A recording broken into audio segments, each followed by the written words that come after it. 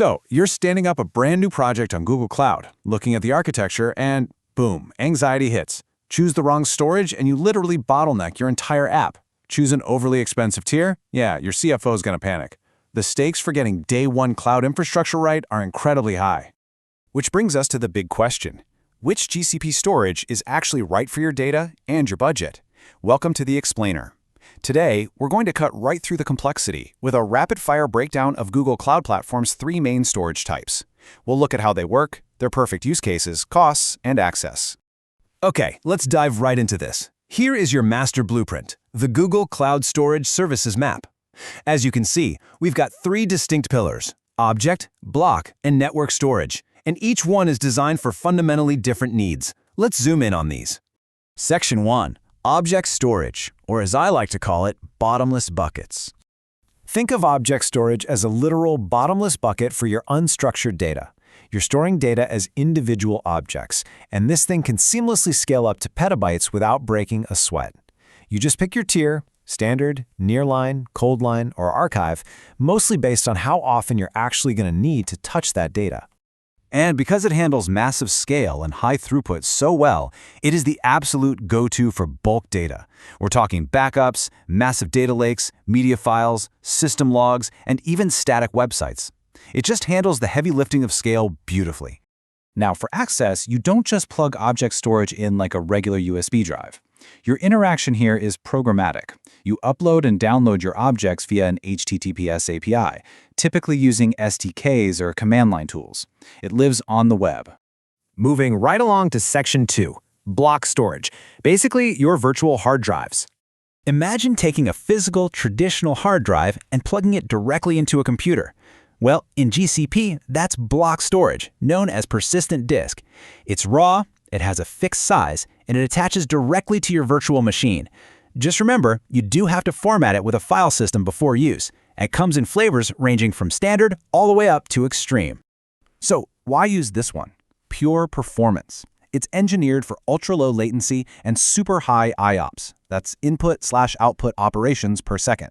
When you desperately need speed, this is your primary choice for things like relational databases, VM operating systems, and high-performance apps. But keep in mind, access here is highly restrictive and localized. No web APIs here. You are accessing block storage directly via the virtual machine it's attached to, using SCSI interfaces. The data is tightly coupled right to that compute instance. All right, Section 3, network storage, for shared files. If block storage is your own personal hard drive, network storage is like the shared office filing cabinet where everyone can pull folders simultaneously. Managed by Google's File Store service, it lets you mount managed file shares onto multiple VMs or even on-premise servers at the exact same time. Because it offers this multi-client access, it is perfectly tailored for migrating legacy, lift and shift applications right into the cloud. It's also incredibly handy for user home directories or any workload where multiple systems need shared access to the exact same content all at once. Now, what's really interesting about this is that it relies entirely on standard network file protocols like NFS or SMB.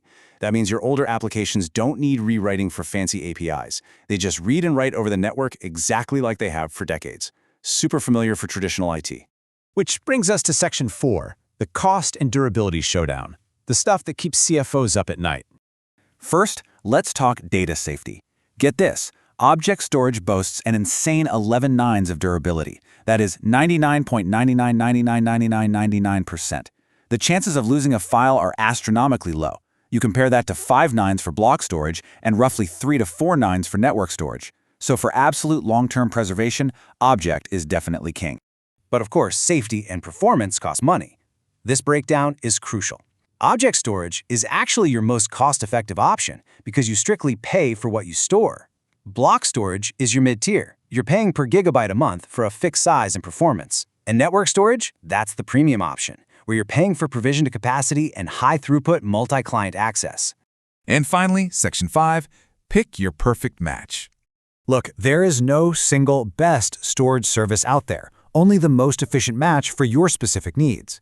Got massive unstructured data? Grab an object bucket. Running a low-latency database on a VM? You'll want a block disk. Got multiple systems needing simultaneous access via standard protocols? Network storage is your answer. So you now have the blueprint to navigate Google Cloud Storage without all the guesswork. So I'll leave you with this. What kind of application are you building next, and where exactly is its data going to live? Plan it out and build something incredible.